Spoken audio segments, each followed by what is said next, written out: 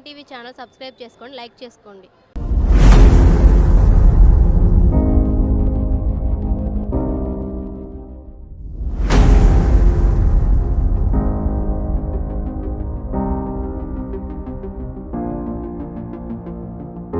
రోజు చంద్రబాబు నాయుడు గారు మీ అందరి కోసం ఎన్నో సంక్షేమ కార్యక్రమాలు ప్రవేశపెడితే మీరు ఒక్కసారి అవకాశం అని చెప్పి 5 సంవత్సరాలు వైఎస్ఆర్సీపీ పార్టీని గెలిపించారు.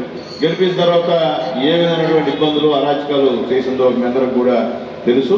మళ్ళీ మీ అందరి సహాయ సహకారాలతో మోడీ గారు, చంద్రబాబు నాయుడు గారు, పవన్ కళ్యాణ్ గారు, యువనాయకుడు లోకేష్ బాబు గారు ఈరోజు కేంద్రంలో బీజేపీ, రాష్ట్రంలో తెలుగుదేశం, జనసేన కూటమి ఇవన్నీ గెలిచిన తర్వాత యథావిధిగా గతంలో కన్నా ఇప్పుడు ఎక్కువ సంక్షేమ కార్యక్రమాలని ప్రవేశపెట్టినటువంటి గవర్నమెంట్ ఎన్డీఏ గవర్నమెంట్ అని చెప్పేదానికి అందరం కూడా గర్వపడుతున్నాం. వేదిక నాయకులు కూడా అందరూ కూడా రిక్వెస్ట్ తెలియజేస్తున్నాం.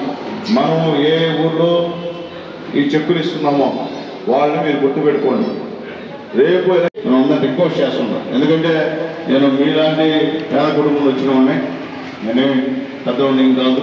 కాబట్టి నా బాధ్యత నేను పేదవాడికి చేయాల్సిందే. ఎవరు చెప్పినా చేయకపోయినా నేను పేదవాడి విషయంలో చంద్రబాబు నాయుడు గారితో కాళ్ళు పడి పట్టుకొని నేను సహాయం చేసేదానికి ఖచ్చితంగా భవిష్యత్తులో కూడా ప్రయత్నం చేస్తాను. పేదవాడికి సహాయం చేస్తే పేదవాడు ఖచ్చితంగా జీవితాంతం గుర్తు పెట్టుకుంటారు. ఈరోజు ఇందిరాగాంధీ ఎందుకు గుర్తుపెట్టుకున్నారు, అలాగే రాజశేఖర రెడ్డి గారు ఎందుకు గుర్తుపెట్టుకున్నారు, చంద్రబాబు నాయుడు గారిని ఎందుకు గుర్తుపెట్టుకున్నారు అర్థం చేసుకోండి. నందమూరి తారక రామారావు గారు ఎందుకు గుర్తుపెట్టుకున్నారు, వాళ్ళు మంచి చేశారు కాబట్టి గుర్తుపెట్టుకున్నారు. కాబట్టి తప్ప వ్యక్తిగతంగా అమ్మల్ని, నాయనల్ని, అక్కల్ని, భార్యని తిట్టే పరిస్థితి ఇంతకుముందు లేదు.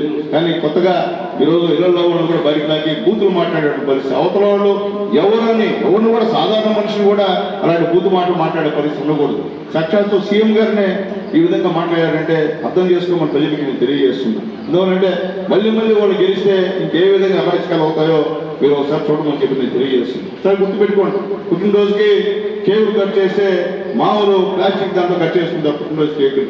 వీళ్ళు అదే మంచుకట్టులు తీసుకొని కేకులు కట్ చేసి నా కొట్టలారా 2026లో 20 సంగతి చేస్తామని మాట్లాడే మాటలు కూడా ఒకసారి మీరందరూ కూడా విన్నారు. ఇది మంచి పద్ధతి కాదు, ఈ రాజకీయాలు శాస్త్రం కాదు. మనమందరం కూడా ఒక దగ్గర బతికేవాళ్ళం. మన శత్రువులతో మనకు అవసరం లేదు. మీరు కత్తులు, మంచు కత్తులు తీసుకొని వచ్చి చెప్తుంటే ఎంత మాత్రం సమంజసం అని చెప్పి నేను అడుగుతున్నా. ఇది మంచి పద్ధతి కాదు, పద్ధతి మార్చుకోవాలని చెప్పి రిక్వెస్ట్ చేస్తున్నా వాళ్ళందరినీ కూడా. ఇళ్లలో వాళ్ళని రాజకీయాలకు తీసుకొచ్చి మాట్లాడాలి. అంతకుముందు చూస్తే చంద్రబాబు నాయుడు గారు సత్యమణి గారిని నోరు కూర్చున్నట్టు అసెంబ్లీలోనే అవమానపరిచే విషయాన్ని కూడా ఒకసారి మీ అందరికీ గుర్తు చేస్తున్నాను.